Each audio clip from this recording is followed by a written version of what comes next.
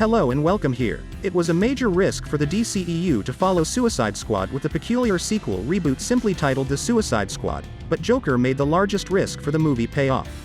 Suicide Squad had a 5.9 out of 10 on IMDb and a 26% critic score on Rotten Tomatoes, both of which reflect considerable dissatisfaction. The Suicide Squad, despite being a box office dud, received a 7.2 on IMDb and a 90% rating on Rotten Tomatoes, showing that the second film was undoubtedly more well-liked.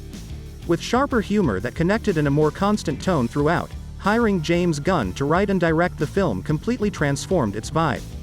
Despite keeping a number of the primary characters and having a fairly consistent plot, it truly seemed more like a reboot than a sequel. Even before losing some of the major stars from the previous picture, the second movie was already a hazardous endeavor because it attempted to succeed what was arguably one of the least successful DC movies. It expanded on the idea of highlighting lesser-known villains rather than the Joker and Deadshot, who were two of the most prominent characters in the previous film, played by Jared Leto and Will Smith, respectively. But it could be a major factor in why the Suicide Squad performed so much better.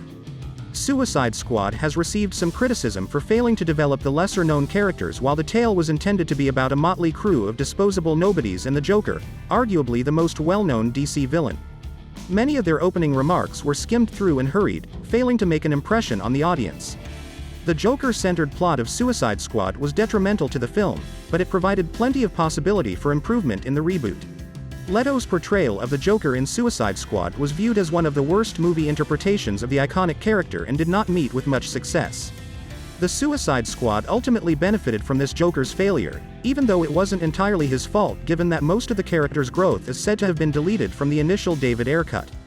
The focus on the lesser-known villains in Gunn's reboot served as the antithesis of the first movie and was therapeutic for the audience. The second film's success was partially due to the fact that it fulfilled what the first seemed to promise.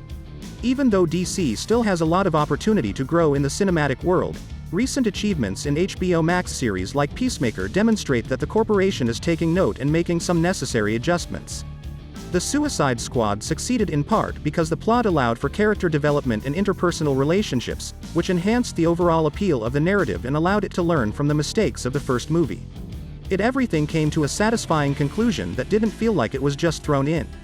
Although the Joker's presence in Suicide Squad 2 has generated some controversy, there is no denying that it improved the film.